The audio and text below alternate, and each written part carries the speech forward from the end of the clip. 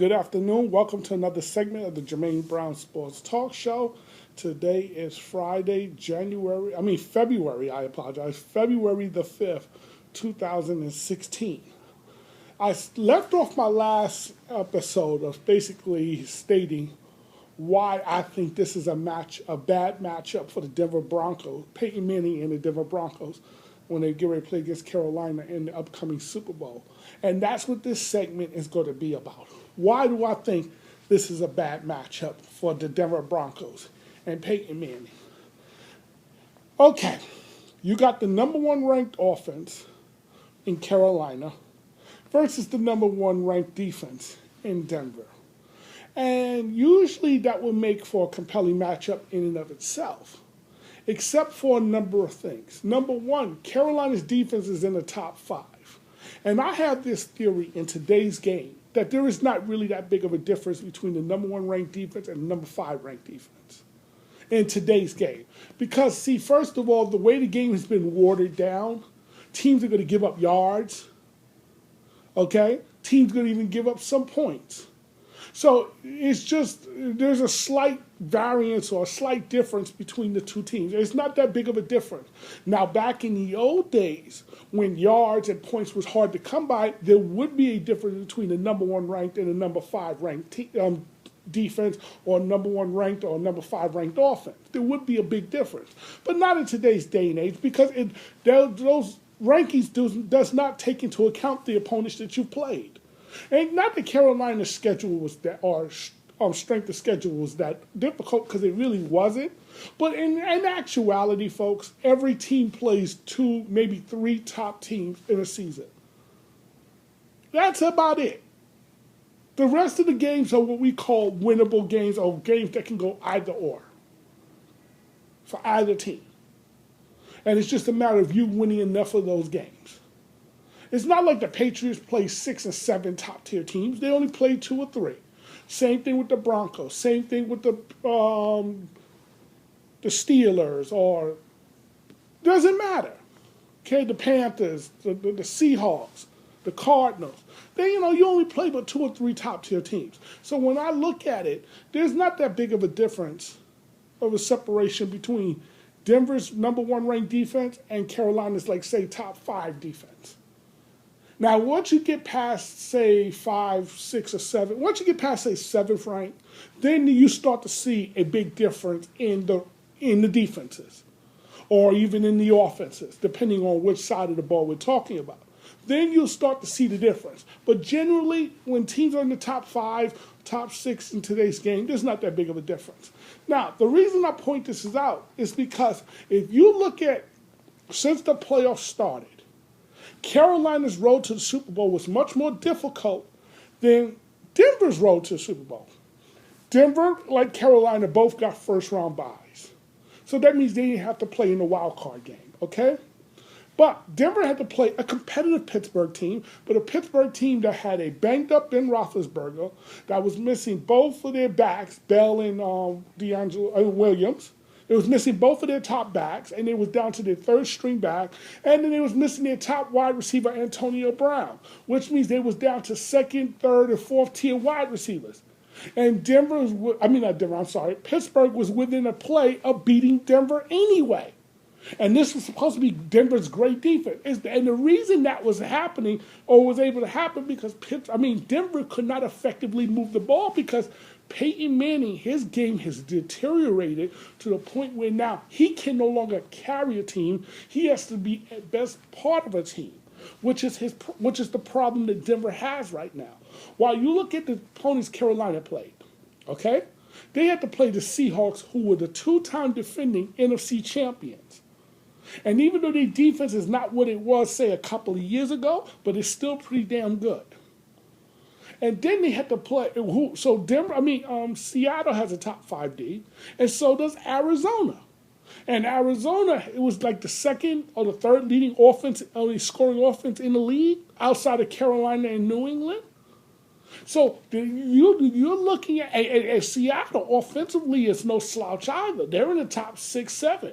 So Carolina's path to the Super Bowl was much more difficult.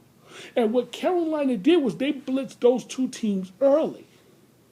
And this is why I think this is going to be a bad matchup for Denver, because they could blitz Denver early. I'm not saying they will, but I believe they can. They not only can, I think they will.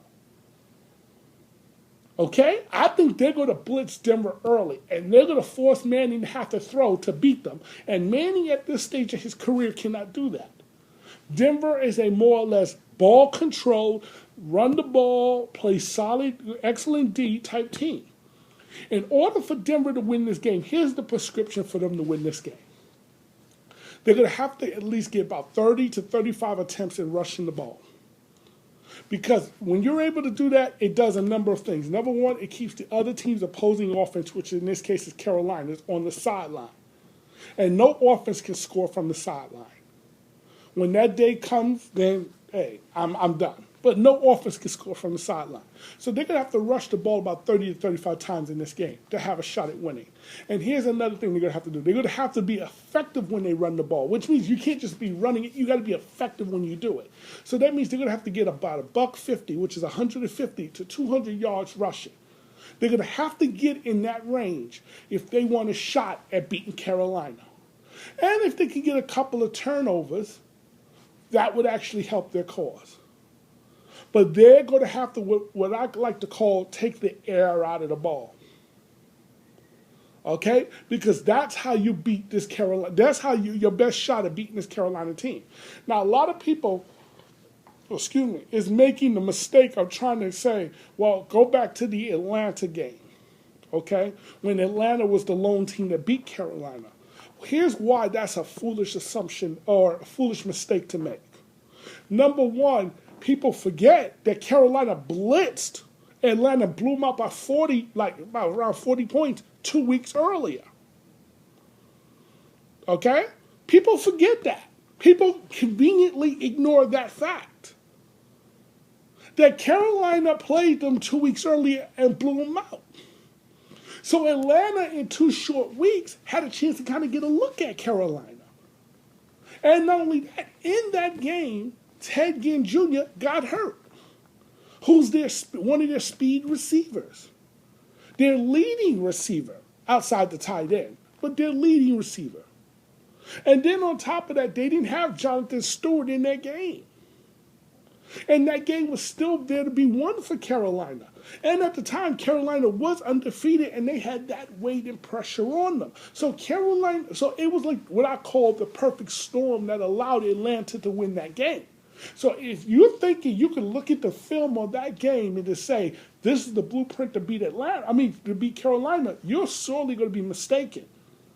You don't think, because see, first of all, remember, Denver has not seen Carolina this year. This is not the same Carolina team that Denver played 2 seasons ago. This is not the same team. First of all, Cam's not the same quarterback he was 2 seasons ago. This is a much better Cam Newton. This Cam Newton now is on the level of Peyton Manning, Tom Brady, Drew Brees, and them. He's at the elite status. Okay? That's where Cam Newton is at. And see, and here's another issue that has to concern you if you're Denver. In the 2 prior matchups, and I'm talking about with Pittsburgh and New England, you didn't have to worry about those quarterbacks running the ball. You didn't have to worry about the read option, the keep, whatever, or just the power run. You didn't have to worry about those because those quarterbacks, you knew when they dropped back, you pretty much knew where they were going to be at. Okay? That's not the case with Cam Newton. With Cam Newton, he could easily take off and run. So therefore, when you rush up the field, you can't just pin your ears back and think you're going to get meat at the quarterback like they did the previous week when they played New England. That would be a serious mistake. You're going to have to do what is called a mush rush, which means you're rushing, but you ain't really rushing. Which means you want to basically close down all avenues for Cam to go. So, but what that does is it gives Cam time to scan the field and find receivers. And usually that type of defense, where you mush rush, as they call it, and works against mobile quarterbacks. Usually a lot of mobile quarterbacks are not as accurate as they need to be. But with Cam dialing the way he is, I don't think that's going to necessarily work. So I think what you have to do is you have to treat this offense the way the Bills of the early 90s or the Rams when they had the greatest show on turf. The best way to beat that team was to keep their offense on the sideline. That was the best way to beat them. And I think that's what you're going to have to do to beat Carolina. And I don't think Denver is good enough to do that. That's why I think that this is really a bad matchup for the Denver Broncos and Peyton Manning. I want to thank you for watching another segment of the Jermaine Brown Sports Talk Show. Have a great evening.